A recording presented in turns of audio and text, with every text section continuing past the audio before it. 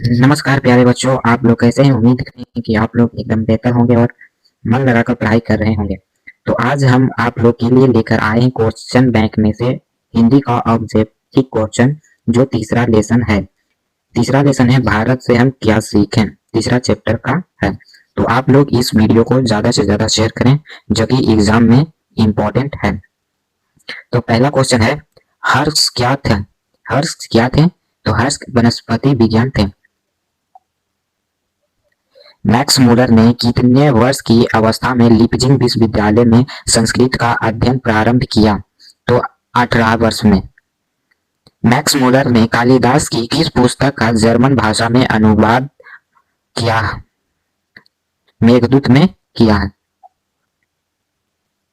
किस governor general के समय 172 दारिस नामक सोने से बड़ा घड़ा मिला था? लॉर्ड सॉरी, गलत हो जाएगा, ऑप्शन सी होगा, ठीक है। वारिंग हेस्टिंग के वारिंग हेस्टिंग ने।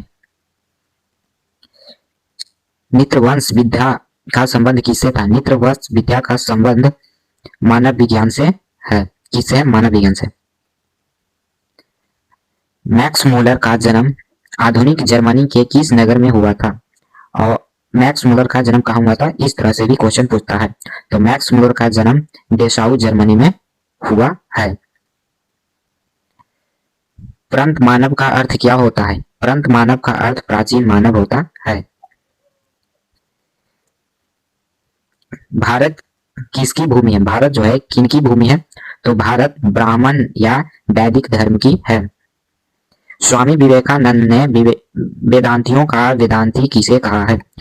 तो किसे कहा है? तो मैक्स मूलर को कहा है। सी जो होगा इसका करेक्ट आंसर हो जाएगा। मैक्स मूलर का जन्म कहाँ हुआ था? मैक्स मूलर का जो जन्म है वो कहाँ हुआ था? मैक्स मूलर का जन्म हुआ था, मतलब किस वर्ष हुआ था? तो 6 दिसंबर 1823 में हुआ है। सर विलियम जोन्स समुद्री यात्रा करते हुए भारत कब पहुंचे थे? तो भारत 1783 ईस्वी में पहुंचे हैं। हिप्तो प्रदेश जर्मन भाषा में अनुवाद किसने प्रकाशित करवाया? तो किसने प्रकाशित करवाया? तो मैक्स मूलर ने करवाया। भारत से हम क्या सीखें? क्या है? भारत से हम क्या सीखें? भाषण है। क्या है? भाषण।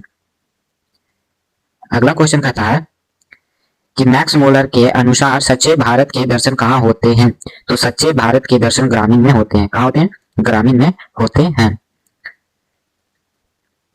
दक्षिण भारत में द्रविड़ भाषा परिवार की कौन सी भाषा सबसे अधिक प्रचलित है? तो सबसे अधिक भाषा कौन सी प्रचलित है? तो कन्नड़ भाषा प्रचलित है। पुरानी स्लोवेनिक भाषा में चूहे को क्या कहते हैं? तो माइस कहते हैं। किसके अध्ययन क्षेत्र में भारत के कारण नव संरचना हो चुकी है? तो किसके अनुसार? तो नीति कथा के अनुसार हो चुकी है। मैक्स मूलर ने सर्वविद संप्रदा और प्राकृतिक सर्वदैव से परिपूर्ण किस देश को मानता है? तो किस देश को माना है? तो भारत को माना है। मुंडा किस देश की जनजाति है? तो भारत की है। प्राच्य का अर्थ क्या होता है? तो प्राच्य का अर्थ होता है बाद में, ठीक है। प्राच्य का जो अर्थ होगा, नहीं सॉरी बी होगा, पूर्व में होता है। संस्कृत का अग्नि शब्द लैटिन शब्द को किस रूप में मिलता है? तो किस रूप में? इंग्लिश में मिलता है। प्लूटो का संबंध किस देश से था? तो प्लूटो का संबंध यूनान से है। भारत के प्राचीनतम भाषा कौन सी है? भारत के प्राचीनतम भाषा जो है वह संस्कृत से है। मैक्स मूलर कौन सी भाषा बाल्यकाल में ही निरूपण होकर कविता लिखने लगे थे? तो कब लिखने लगे थे? तो लैटिन भाषा में लिखने लगे हैं। 26 क्वेश्चन कहता है कि भारत से हम क्या सीखें? रचनाकार कौन है? तो मैक्स मूलर है। भारत से हम क्या सीखें, इसका रचनाकार कौन है? तो मैक्स मूलर है। मैक्स मूलर के पिता का क्या नाम था? मैक्स मूलर के पिता का नाम विल्हेल्म मूलर था। वारेन हेस्टिंग्स था भारत का गवर्नर जनरल था। मैक्स मूलर ने मानव सभ्यता का मूल स्रोत किसे माना है? तो मूल स्रोत जो है वैदिक तत्वज्ञान को माना है। सर विलियम जोन्सी ने भारत की यात्रा कब की थी? तो भारत की यात्रा 1783 ईस्वी में की थी। दारिस क्या है? दारिस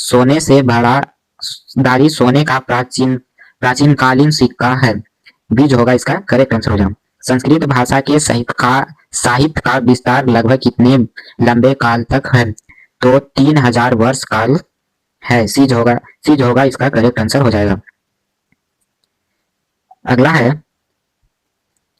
शहनामा का रचनाकाल है, तो शहनामा का रचनाकाल कौन है, 10वीं 11वीं सदी। मैक्स मुलर ने विश्व की सबसे प्राचीन भाषा कौन सी है, तो प्राचीन भाषा जो है संस्कृति है।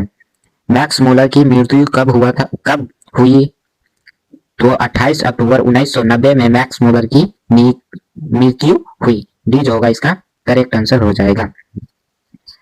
और टोटल आज हम लोग 35 क्वेश्चन किए हैं, इसमें से बहुत ज्यादा एग्जाम के लिए इंपॉर्टेंट क्वेश्चन है, तो आप लोग इसे जरूर देखें। अगर इसी तरह का वीडियो चाहते हैं तो मेरे चैनल को सब्सक्राइब और वीडियो को लाइक करें और इस वीडियो को ज्यादा से ज्यादा शेयर करें। फिर मिलते हैं अगले वीडियो में, तब तक के लिए जय हिंद जय भारत।